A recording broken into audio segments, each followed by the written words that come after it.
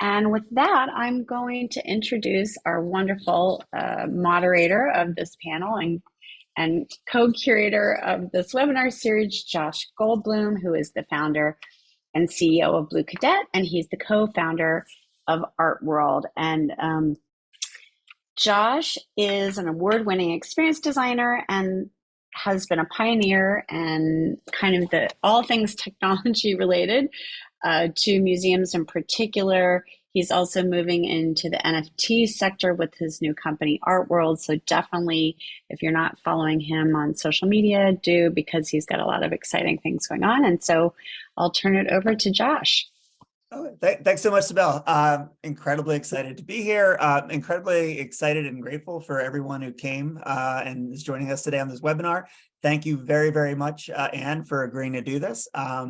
This is a really exciting topic and one that we're really eager to share. And it's also incredibly timely because I know that all of our lives are being kind of impacted and inspired and threatened by artificial intelligence. And I think there's some really exciting opportunities to see how this sort of plays out in the cultural sector and how it can actually help enhance our craft. So want to quickly introduce Anne Neumann. Anne Neumann is the Director of Galleries and Exhibitions at the MIT Museum. Since 2015, she's led the vision for the museum, the curatorial vision, the content vision, and also helped create over 20 exhibits, and then also helped relaunch a brand new museum in 2022, which Studio Joseph and Blue Cadet were a part of. And she was a fantastic collaborator and helped lead the vision over there. You'll see some of that today. But Anne has been, a great thinker and cultural force in the museum sector. The MIT Museum is an incredible challenge and opportunity to really create a product and create an experience that's very, very relevant to our current time.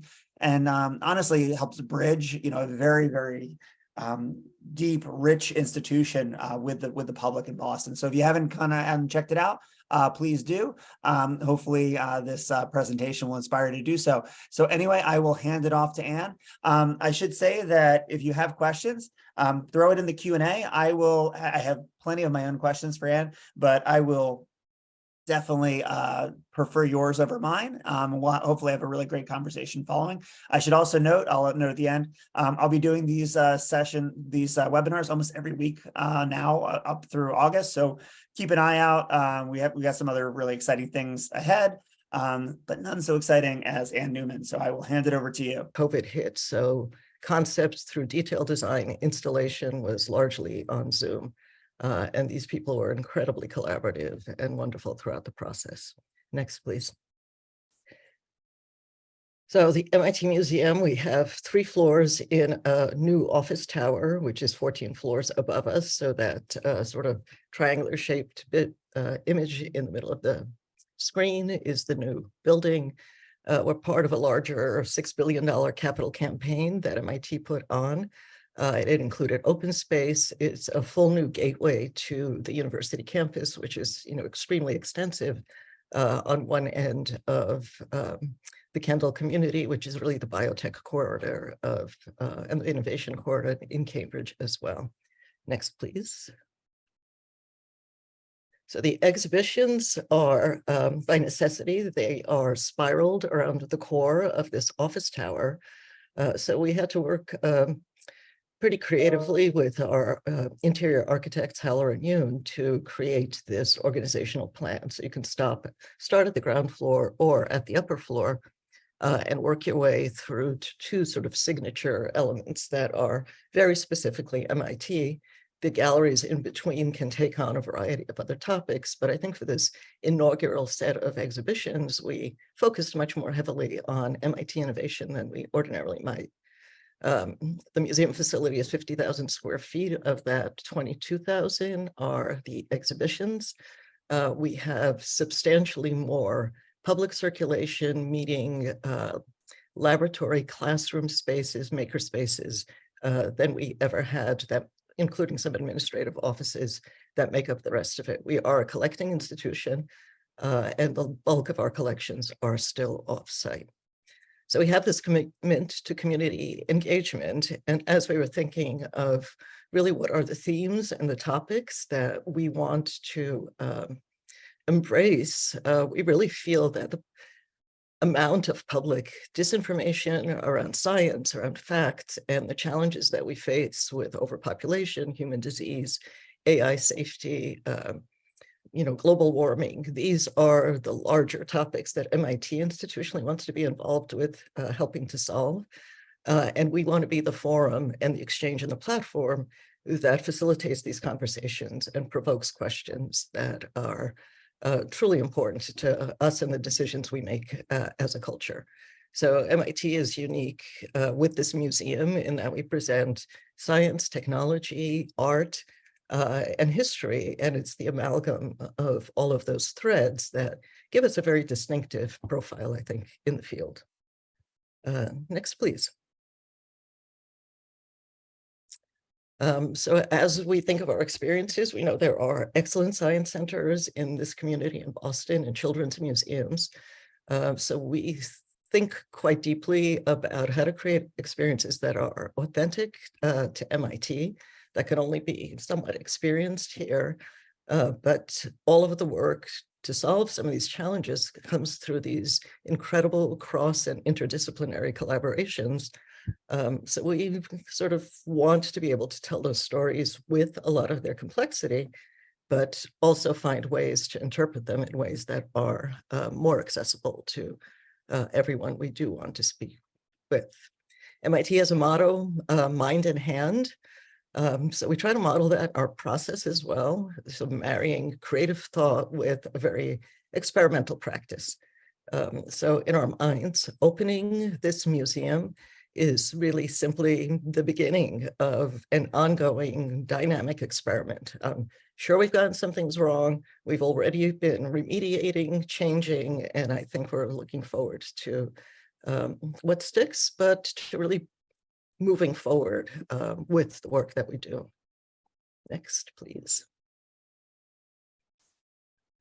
So we especially thought quite a lot about how we use technology in the museum and how frequently. So we started with the goal of, having to fight for every pixel that we put into the space. At the end, I think we did end up with 80 screen experiences across the 2 floors of the substantial exhibitions that we have. But even then, was the medium the right way to tell the story? And because a lot of our problems these days do have very complex themes and threads, very often technology and media is the right way to do it. At MIT, that's particularly intimidating because it is a hub of computational sciences. And so you really can't do something that isn't authentic, that isn't truly deeply thought through on the back end as well as the front UI end. So that was a particular challenge for us because we did want to hit that tone right, especially for our own internal MIT community. So we often and early sought advice. All of our work had advisory committees of experts for ideas, for input. We sought critiques from the community and prototyped early and often despite COVID as much as we could. So we did have some challenges. Next, please. Next, okay. Because it's a large museum and it's a physical environment. So how does our environment help us move through the space, cue us in ways that are intuitive and understanding, but also fosters some of these personal emotional experiences as well as communal experiences. So this was a larger goal. So I'll quickly take you through a peek at some of our galleries and exhibitions, and then go more deeply into some of our AI experiences. But I truly invite you all to come and see what we're doing, and hopefully this will be a nice tease for that. Next, please. So one of our first galleries is called Essential MIT. It's about 4,500 square feet. And here we decided to tell the story of where MIT has really helped shift the paradigm of our understanding, expanded boundaries of known knowledge. Some of the signature experiences are, you can see those large vertical aluminum tubes on the right-hand side. They were from the first prototype of a LIGO experiment that helped prove some of Einstein's theories.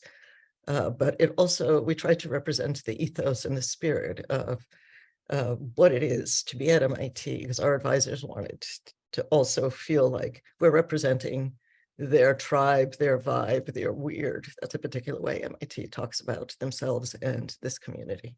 Next.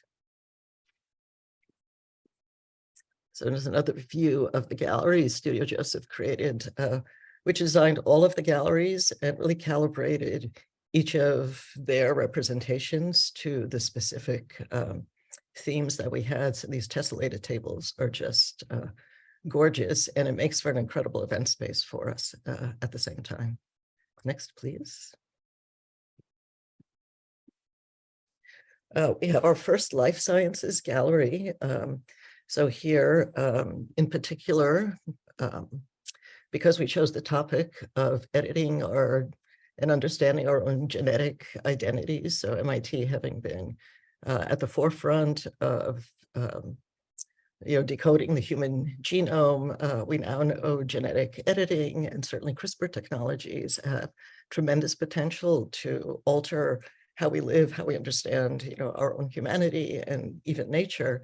But to be able to tell that story, because displaying pipettes and medical equipment is not so exciting, I created an international call to artists who are actually working with these technologies as bioartists to posit their work alongside the science so that the issues that this potential has is being sort of provoked through their thoughts. So in our minds, science and culture are inextricably integrated and connected, and those conversations have to be happening simultaneously so that culture informs scientific decisions and vice versa.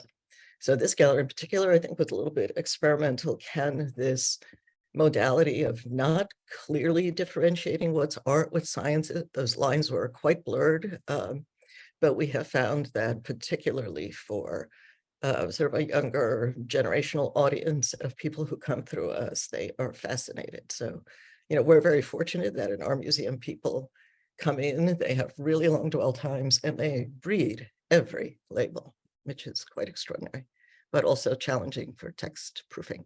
Next, please. So we use art and the idea of an art science thread throughout the museum is, I think, a nice respite from the heavy technology and the instrumentation and the computation that we can bring. So here in particular, we took the topic of migration, because that's another huge social issue. And this artist, Azra Aghazamisha, has chosen to tell the story of cotton production and using T-shirts as this really understandable object that we all wear. And the table to your left is actually a scroll table with this incredible drawing that you can roll through that pulls out the threads of the environmental impact of cotton production, the technologies involved, as well as the human labor story and exploitation of this. And this incredible weaving of these shredded T-shirt threads, as well as almost this geological column of just the consumer waste, we found really compelling, particularly in a world where refugee problems are so pervasive. Next, please. We have also an art science gallery, Arthur Ganson. Of those of you who may have been to our museum in the past, on your left were these, you can see these inkling of these tiny sculptures. They're kinetic. He's a beloved, iconic artist that's associated with our museum for almost 2 decades now. So we commissioned a piece on the right of a contemporary younger artist who was inspired by Arthur and has created a work that's now kind of in concert with this piece. Next, and I'll be showing you that one a little bit later. We have a huge collections gallery. You're seeing a tiny snippet of a model wall. Our collection holds probably 1.2 million artifacts. And these are all on this wall models of modeling the process, modeling their demonstration models, their teaching models. And so sometimes these objects from the 1930s, 40s, 50s, which are very quirky in the history, very quirky looking, not particularly charismatic in the history of technology, when they're displayed in this single representation, and we have the backstory to all of them, it's really quite remarkable. It's just a beautiful gallery, but also designed with Studio Joseph so that we can take other elements in the rest of the space and tell different stories and bring forward more objects from our collection on a rotating basis. Next, please. So we do have an AI gallery, which we'll be diving into a little bit more. So again, you can see the look and feel changes. Obviously, our museum is also very well known for some of the early robots that we have that were fundamental to the development of robots, to even the thinking and the construct that if we build robots to develop to resemble human qualities and physical forms, they might be more easily accepted into our thinking and into our daily lives. So we'll be looking a little bit more into some of these experiences next. Next slide, please. So as we go into AI, the perspective that we took, and this is a statement from our terrific exhibit developer, Lindsay Bartholomew, who worked on this gallery, is we looked at a lot of the fears, the potential, the tropes, the misconceptions, and tried to tease out the real promise of what is artificial intelligence, so that we can think of it in the positive, proactive way of it has its challenges, but how can we use it to really augment our own understanding of what it means to be human? Next slide, please. And as part of doing that, can it also be truly responsive and creative? So what can humans do really well? What can AI do really well? And what is the space in between of moving forward together? There's also, I think we looked at models of how humans learn, and how does that apply to how AI is learning, and how these technologies can be developed. So next, please. So our gallery is this very gridded, sort of techno-looking space. And the themes around which we developed the exhibition were really challenging, looking at some of these questions of what does it mean to be programmed or decisive? So what does it mean to be intelligent? How much agency is there in making decisions, or what's predetermined? Competitive or collaborative? Can we work alongside robots safely? Will they be taking our jobs, or in fact enhancing our ability to move forward in our lives with support? Neutral or partial? I think we've all heard stories of how AI and the algorithms that are ubiquitous in our lives already are only as good as the data that the models are trained on and the biases that are put into the system. So we have some experiences that speak to algorithmic bias. Passive or expressive? Can we socialize with AI? Is there a need and a use for social robots in settings where people are lonely and isolated? So what does that technology look like, and what does it feel like to interact with it? So we have some of those examples. And then true or false. So who gets to decide? We have experiences with deepfake, which again, I think you'll just see one example of what we've done.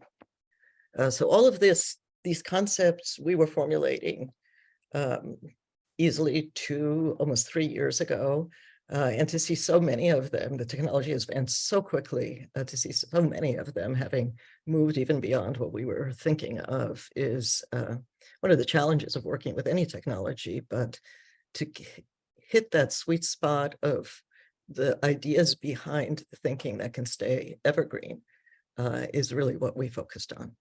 So it's never just about the technology, it's about how is this story deeply human to all of us. Next, please. Okay, so we could get into some more specific experiences, but these were two pretty basic questions that we were asking ourselves in this process. So next, please. So we had a black box experience because there's a lot of thought and thinking of the AI getting out of control, decisions and pathways happening that we won't even know what's happening with inside this black box, and that's certainly true. So what we wanted to do is create an experience that at least gave visitors a sense of, what is inside that black box? How does this process? What does this processing actually look like? What is it doing? So it's more than just a phrase that's in the public realm right now. So we wanted to visualize the processes of the neural network to determine if it can be useful. So this is again another quote. If you could move to the next slide, please. And the next one, I'll start to show you a bit of what we started to think. So we here in this.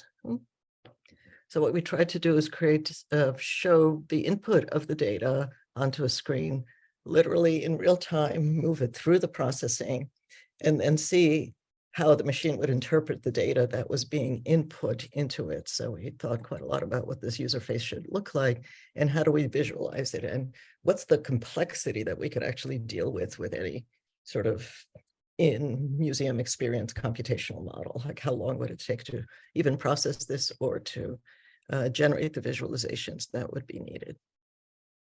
So next slide, please. So some of what we were also looking at was how do we simplify this into an experience that we could, that almost anybody could participate in and get and make it quite accessible.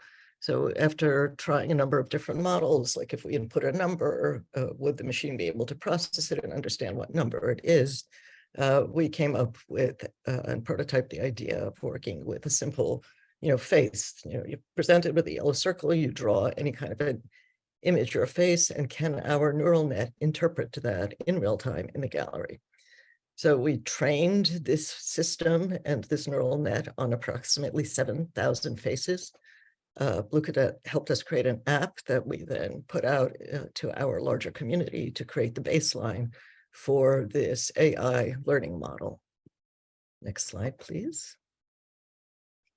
So here's, you can see there's a small touch screen. You can draw any face. We've tried cat faces, signs, symbols, and watched how the AI could convert the data, feed it up into the screen. So now the net is processing the data onto the first layer of scrim.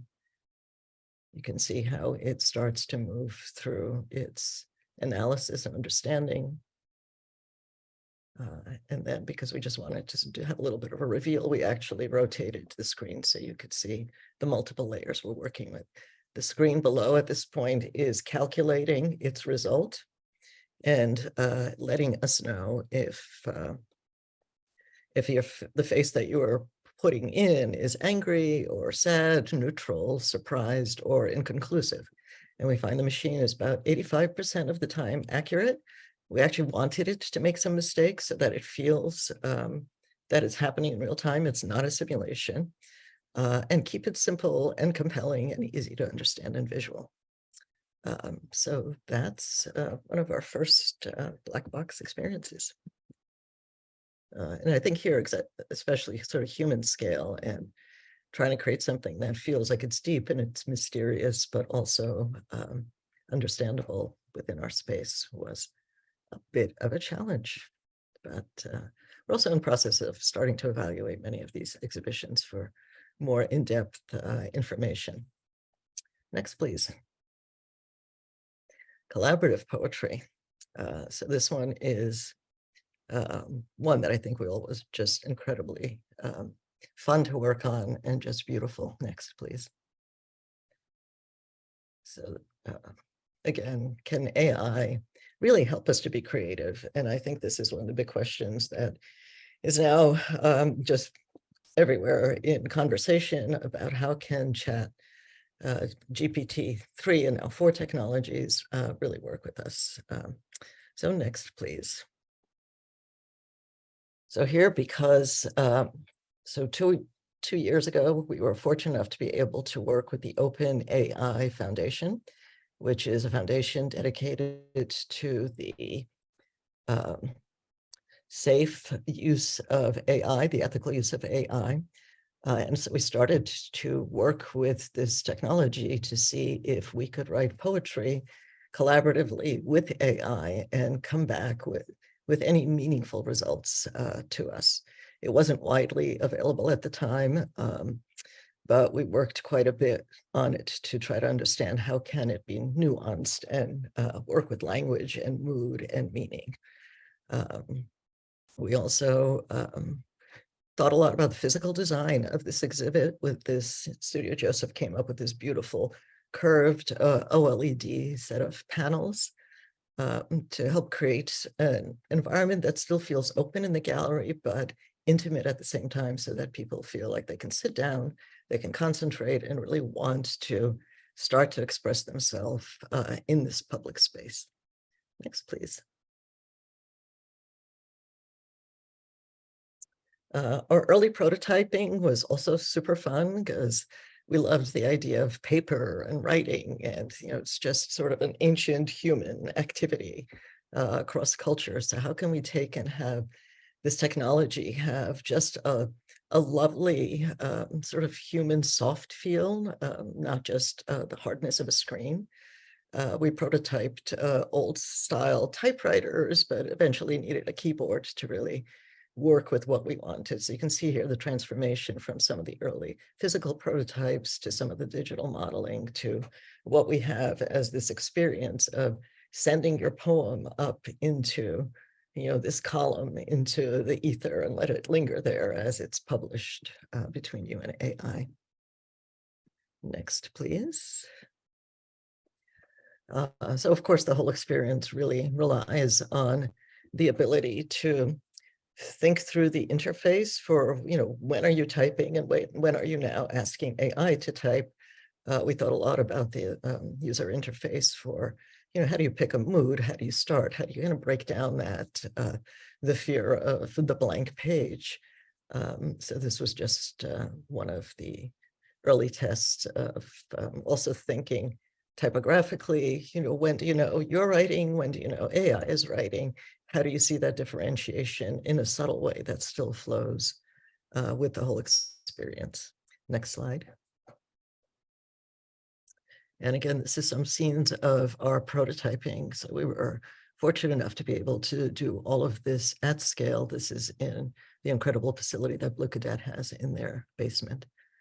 So we all followed our COVID protocols and continued to work. Next, please. And so here are some actual poems. We find people spend a lot of time here. We have seen people laugh and cry. Our own staff almost uses it for therapy because the responses are often surprising and touching. They can almost be metaphorical at times, which is quite surprising. And I think this is GPT-3. GPT-4 is supposedly a little bit more nuanced. So we're thinking and not sure that we need to update, but it's been a lot of fun to play with this. Because it's also public, we did have to consider guardrails for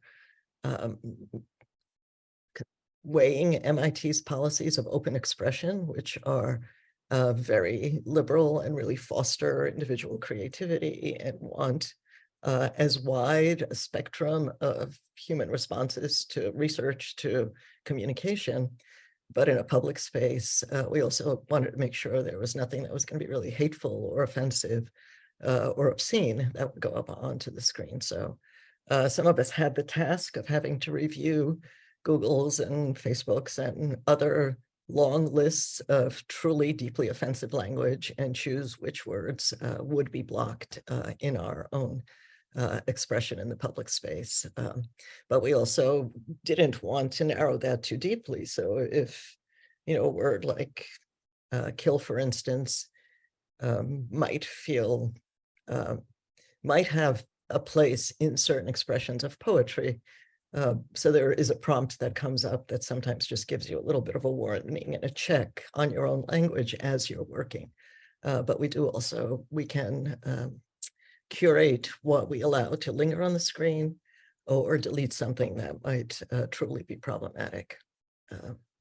I think the third example here, Catherine is smelly, is pretty interesting because I think it looks like a playful example of somebody trying to almost kind of break AI's generous spirit, because it comes back with very positive thinking for the most part, to try to change the mood and shift the tone of how AI responds. So it's been a really fascinating experimental process for all of us.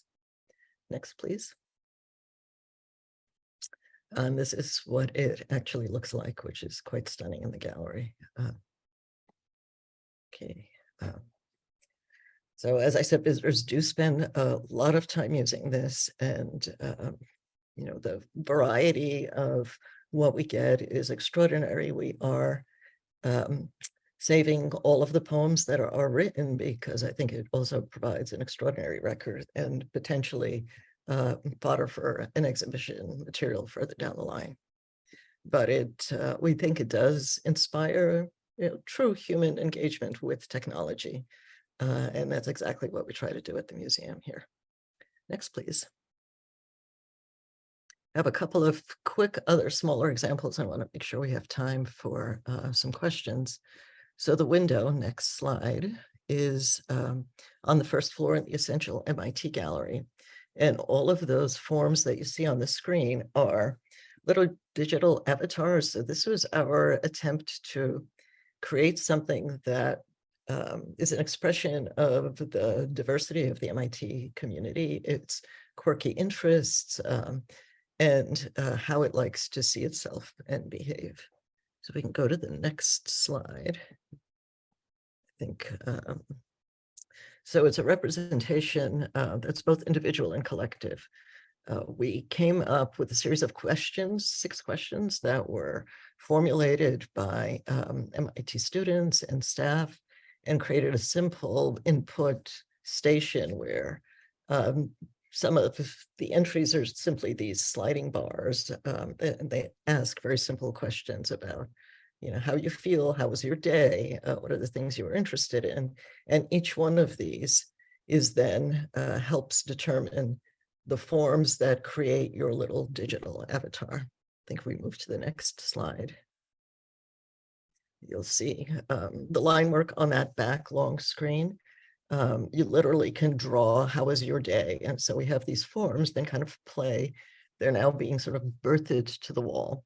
So the shape, its appendages, its movement through space, the colors of these are all determined by the survey questions. And you can either be entered as someone who's in the MIT community, or you're in our community as a guest for that day and part of our world. So it's a digital screen. This experience lasts for approximately 35 minutes.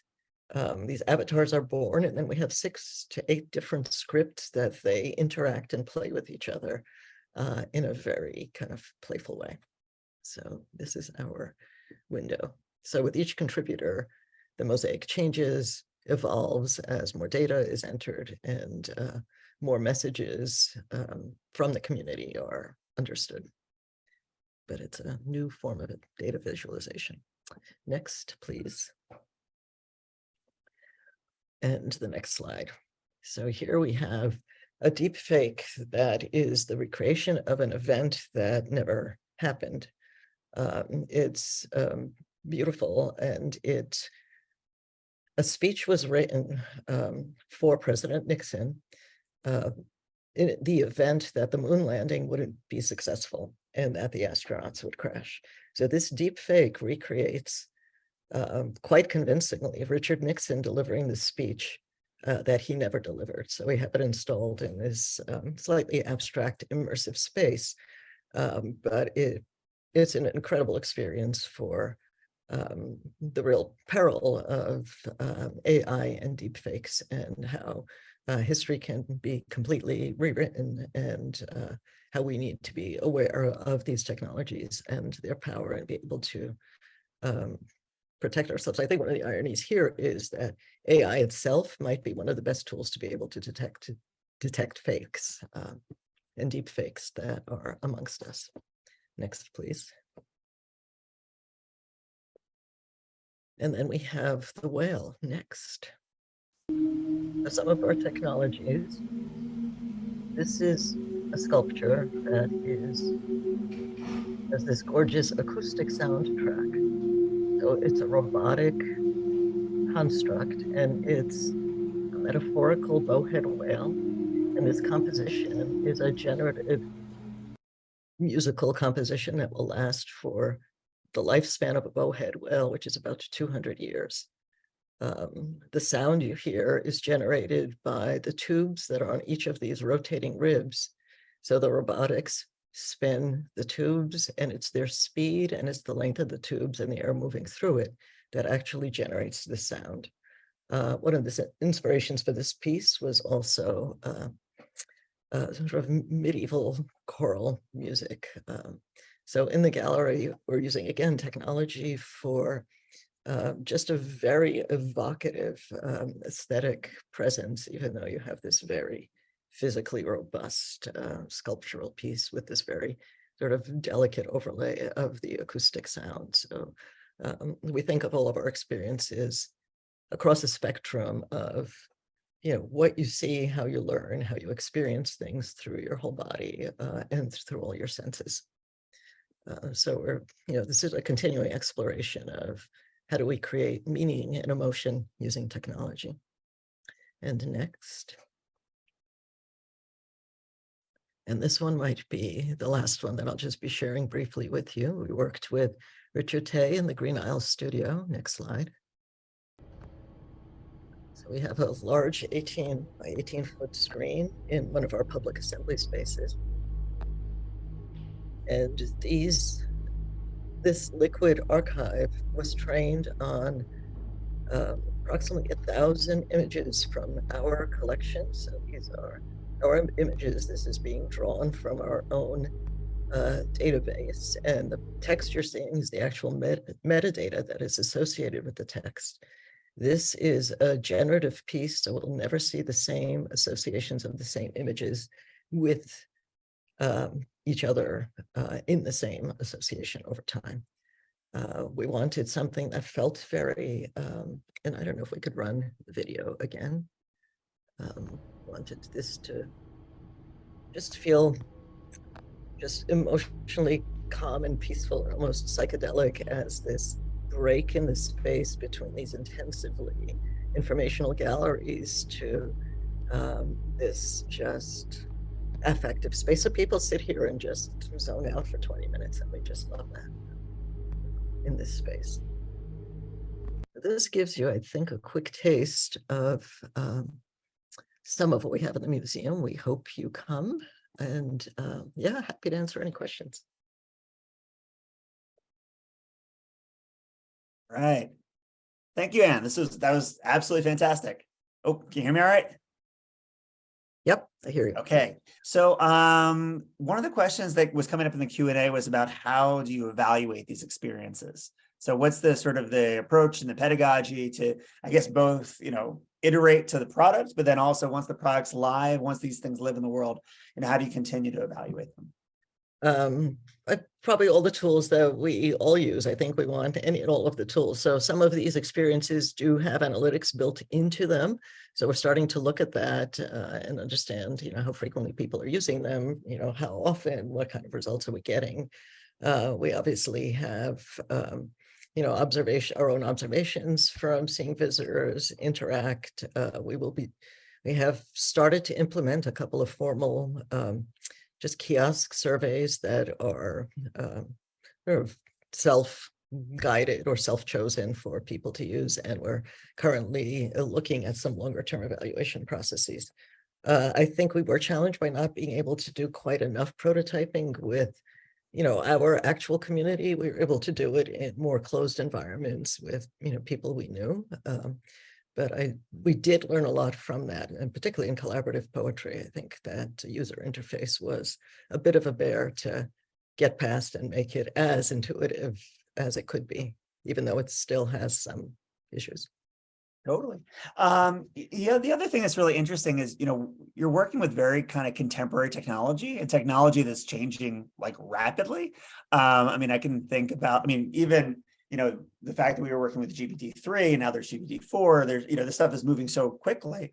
And then there's all these new AI tools also kind of coming up all the time. How do you, how do you think about like keeping this museum timely? How do you think about how to evolve it? And then, how do you make sure that you're kind of not jumping at every trend? So I don't think we jump at every trend. I think that's the easy one. Totally.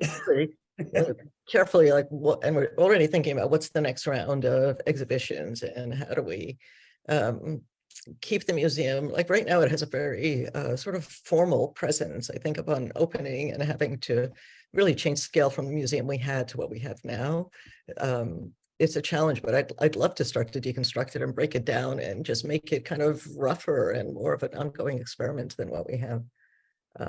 But technology, I think we're always wary of that, not to do something that feels like flash in the pan, because it just won't work. Totally. I think it's also one of the things that's really interesting about AI, and particularly in this application, is that it's kind of both a tool, but it's also like the topic. So I kind of wonder, how do you balance that? Or how do you think about how to present this to sort of your audience so that they understand, not, and also participate? So what you're not seeing is obviously there are other experiences that are prototypes of work that's going on, things that might eventually be, almost physical, augmenting, implanting onto human bodies. So we have examples that, we're interpreting more deeply, but I think the ones you're seeing are the ones we try to also make accessible so that we are conscious we have a variety of people that come in with different kinds of curiosities. So let's not, we have an actual robot in the gallery that is feeding research back into the researchers, where you're actually learning to work alongside the robot and you can physically handle it safely in the space. Yeah, there was actually some question in the Q&A about kind of like what are the other programs that are happening sort of around the museum, and what are other activities that are kind of enhancing the sort of the life of the museum to keep it relevant? So really at the heart of the museum is that liquid archive space with a large screen. So you first walk through a number of galleries, 2 or 3 galleries, and then you come out into this 2-story open space before you get to the 3rd floor and walk through more galleries. And that open space is really at the heart, and we use it so you can come in the middle of the day and there'll be a symposium or a presentation, for instance, from the Media Lab or from neuroscience groups. So you're seeing the researchers presenting their work to their colleagues. You can sit alongside them, be part of that environment. So the museum, I think, is a real gift to the larger community because they are coming in and using it exactly for those purposes. So students present their master's theses on the screen and you're seeing their work, and they love being able to, be in contact with the public and have that conversation. That's really interesting. So was that sort of interface between the institution and the public, was that not available before? I think MIT has a reputation as this incredibly difficult environment. And I think unless you come into a museum, you don't necessarily know that. It's a lot more transparent. So researchers are hungry for opportunities to communicate their work. It's often written into their grants, and the public wants to feel like, hey, I sat next to a Nobel Prize winner. I mean, that is possible here. Yeah. And it's an intimate enough setting. It's not a 300-person auditorium, has a capacity of maybe 75 people, so you can sit comfortably. And it really creates a lovely forum for curator talks, for presentations, or some of our educational programs happen there. We have evening programs that are themed for a 21+ audience that are, super exciting and fun. Yeah, no, I think this is something that you and I have talked about in the past, which is, I think museums, because of like their history, where they came from, like sometimes are very like imposing and actually like make people not feel welcome. If you're walking into walking up the stairs, past the columns, into these like marbled halls, like sometimes it's very easy to feel like you don't belong there. And I think what's really interesting about the MIT Museum is how inviting it is. And I feel like that's because of like really real design decisions. So I wanted to see if you wanted to speak to that at all. So the first floor of so it's a 3-story museum. You've seen the galleries are predominantly on the 2 upper floors. So our ground floor lobby is 30 feet from the entrance to the T station here, which is like the subway station. So it is intentionally, the first floor is a free space. And we have an installation area there that is, at the moment, the public can participate in contributing to this artwork that's on display, but we'll be changing what we install on the first floor as always sort of this welcoming gesture to the community. We have another series of kind of piazza-like stairs, so you can come in. There's a bookstore, there's a coffee shop, there's our store, so you can freely mingle into the space. It connects to that beautiful outdoor space that's landscaped, that's part of this larger development. So, and we have free Cambridge membership for the Cambridge community. So that's our first kind of prototype of making it as easy as possible for people to come in and be with us. Very cool. And so before MIT Museum, you were at the Liberty Science Center. I was still yeah. like a New York, Jersey girl. Yeah. And, I think what's really interesting is, Liberty Science did amazing things, but it was like a slightly different kind of audience. I mean, I think science centers are often really thought around first and foremost for children. Where I would imagine, some of this, the work at MIT is a little bit more advanced. But I'd be curious, one, what do you think science centers can like learn from MIT and sort of vice? And then what did you bring over from your science center background into this project? Well, that's an interesting question, because I think a number of people on this Zoom were sort of part of that, Totally. that long trajectory of work. I think science centers do incredible work, but the good ones are really always responsive to who's in their neighborhood and who's in their community. And so Liberty Science Center, towards the later years when I was there, the neighborhood around it was, it started in an industrial area that was underdeveloped. And as it developed, families moved in. So the audience shifted to younger audiences, and that changed what was being presented there. Personally, I had an interest in art and science and working on presentations for older audiences. So MIT was a better fit there. Plus, it's just incredibly exciting to be at that moment where you can help really shape an institution for a number of years with both the architectural sort of programmatically, what does it take to operate a sustainable museum, not just thematically, but operationally. Yeah. Well. Just out of curiosity though, have there been many like children that have come to the MIT Museum? Are they able to sort of engage with this content?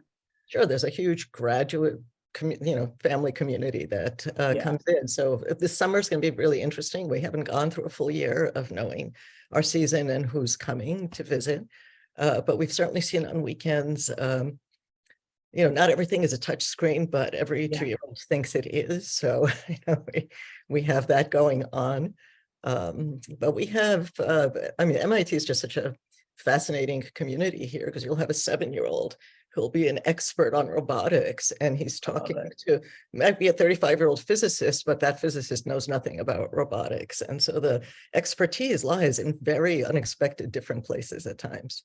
Oh, that's all. That's actually amazing. I'm going to steal that as that's a great antidote. I love it. Yeah. So we don't think of, sort of the typical ways of staging. We go by what are the interest levels of people, not so much age or. Yeah, and I think that's nice not to sort of think about it in these like sort of stratas of like, here are the experts, here's the public. I like the fact that even a kid could come in and be an expert at something and feel some like agency being there. I think that's like a super exciting opportunity for them. Right, and we've made also conscious gestures. So for instance, we have a photography show now that was Minor White. He's an extraordinary, well-known photographer, but he was teaching here at MIT, and one of his projects was with the local Roxbury community, which is sort of an underserved Black community who's teaching photography to the students. So we're, for an inaugural show, brought that work forward. So it's the work of his students. It's not even the work of him. So we, what is that curatorial lens that we can flip that makes the story more contemporary? Yeah. Well, and giving people outside of the institution some ownership and, participation, I think that's super, super exciting. Well, I think we got to wrap up here, but, Anne, that was amazing. Thank you so much. There's still a ton of questions in the Q&A. Hopefully we can, maybe answer those offline and send them out there. Would love to address some of those, but again, thank you so much. This was really, really fantastic. I'm sure everyone got a ton out of it. Well, thank you for the invitation. I think we're super excited to share the work that we've done. And it's really the efforts of this incredible collaborative creative team that we had alongside, our own curatorial and developers that made all this happen. So I'm incredibly lucky and have a great job. Fantastic. Thanks so much, Anne. Well, then, Sibel, I'll pass it off to you. Yep. Give some final remarks and we'll Great. Awesome. Later. All right. See you. Thank you, Josh. Thanks, Anne. That was really fantastic. And I was so fortunate because I got to, actually, there was a presentation at the SUGD event in New York last fall at X Lab, and they presented the project. But if you're in Boston, definitely go and see it. And I know that some people asked, we will be sending out the video. Some of you joined late, so you can certainly share that out. But with that, I just want to highlight a few things that we have coming up. We have another fantastic program with Josh next week about art, Beanie Babies, and NFTs. Can I speak to this really quickly? Yes, Josh. This is going to be a really fun one. If you are super skeptical about NFTs, if you have no idea what's happening, if you are totally baffled by the prices of Bored Apes and Beeples, and just want to have an interesting conversation about it, Mika has a really fantastic perspective. She's written about this at length. She's an artist that's participated in NFTs, and it should just be a really fun one. So come on out to that. Yeah, right. So that's next week, just 1 week from today. And again, it's free. So all you have to do is sign up. It makes it super easy. And just a reminder, if you go to the next slide, you can use this QR code to save $40 off your annual if you're a new member to SUGD. So we'd love to have you. And you get so many discounts for all the events that we have around the year, which we have our wayfinding and placemaking, which is coming up next week in LA. We'll be doing phenomenal tours of Destination Crenshaw and LAX and Sunset Strip. So there's going to be some great tours and workshops and some social and networking events. So there's that. And then, of course, our upcoming 50th anniversary, which will be in Washington, D.C., which is so many of the people that I see that have joined today have worked on really phenomenal projects and experience design in Washington, D.C. So we hope to see you at a future webinar or at an in-person event. And thanks so much again to Anne and Josh, and enjoy your afternoon.